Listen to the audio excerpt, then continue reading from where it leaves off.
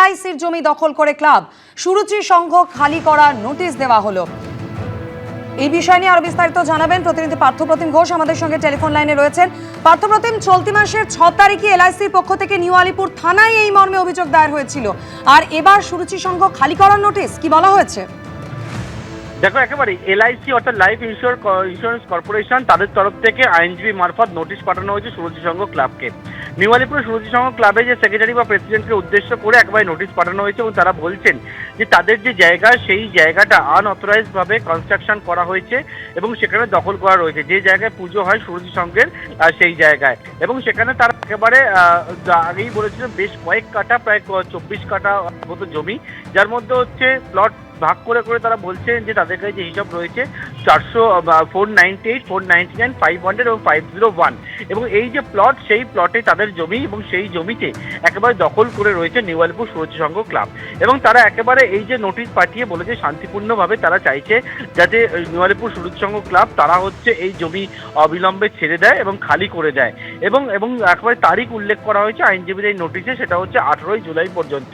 এবং এর সঙ্গে এটাও বলা হয়েছে যদি 18ই জুলাইয়ের মধ্যে তারা এই জমি খালি না করে তাহলে কিন্তু তারা আরো আইনি কড়া পদক্ষেপের পথে যাবে এবং সেই আইনি পথে যাওয়ার জন্য যে খরচা হবে সেই খরচা কিন্তু তারা ক্লাব কর্তৃপক্ষ থেকেই নেবে, এমনটাও কিন্তু উল্লেখ করে এই আইনজীবীর নোটিশ, সেই নোটিশ পাঠানো হয়েছে সুরুচি সংঘ ক্লাবকে এবং ক্লাবের গায়ে একেবারে এই আইনজীবীর নোটিশ সেটা টাঙিয়ে দেওয়া হয়েছে।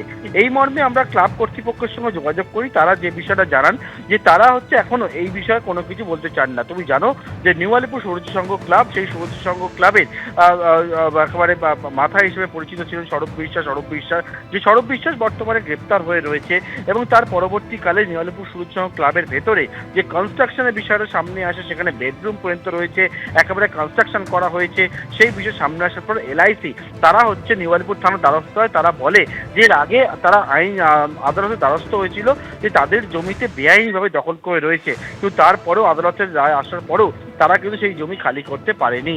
এরপর পুলিশের দ্বারস্থ এবারে একেবারে আইনজীবী নোটিশ পাঠালো নিউ আলিপুর সুরুচি সংঘ ক্লাবকে এলআইসির তরফ থেকে।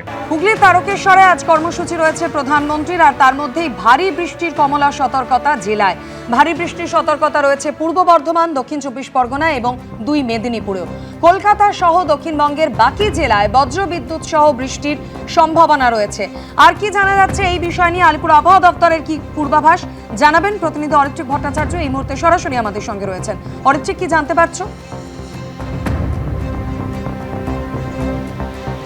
দেখো, বৃষ্টির সম্ভাবনা রয়েছে দক্ষিণবঙ্গ জুড়েই। আমরা জানি যে কয়েক সপ্তাহ আগেই বর্ষা ঢুকে গিয়েছিল দক্ষিণবঙ্গে, দক্ষিণ পশ্চিম মৌসুমী বায়ু ঢুকে গিয়েছিল, তারপরেও কিন্তু খুব একটা বৃষ্টি হচ্ছিল না কারণ দুর্বল মৌসুমী বায়ুর জন্য। কিন্তু গতকাল যেটা আমরা দেখলাম কলকাতা সহ দক্ষিণবঙ্গে বিস্তীর্ণ জায়গায় ভারী বৃষ্টিপাত হয়েছে। আজকের যে কমলা সতর্কতা যে জেলাগুলিতে দেওয়া রয়েছে তার মধ্যে হুগলি রয়েছে, হুগলিতেই তারকেশ্বর যেখানে প্রধানমন্ত্রীর সভা, আর কিছুক্ষণ বাদেই কিন্তু তার চলে আসার কথা। বিকেল সন্ধ্যের দিকে বৃষ্টির পরিমাণ কিছুটা বাড়তে পারে এমনটাও পূর্বাভাস রয়েছে। এবং তার পাশাপাশি যেটা বলে রাখা দরকার, আগামী কালকের যে বৃষ্টির পূর্বাভাস রয়েছে সেখানে যে জেলাগুলোর কথা বলা হচ্ছে তার মধ্যে কলকাতা অন্যতম। শুধু কলকাতায় বৃষ্টি নয়, 40 থেকে 50 কিলোমিটার বেগে ঝোড়ো হাওয়া, ঝড় বৃষ্টি দুটোই কিন্তু হতে পারে। সার্বিকভাবে প্রস্তুতি সমস্ত সারা।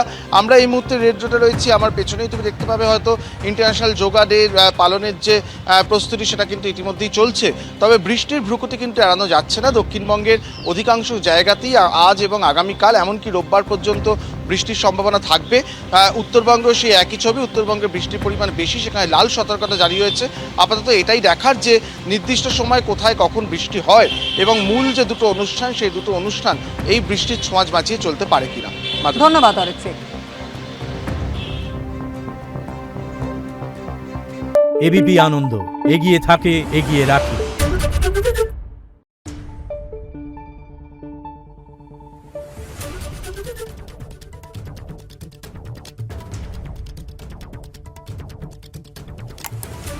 Thank you.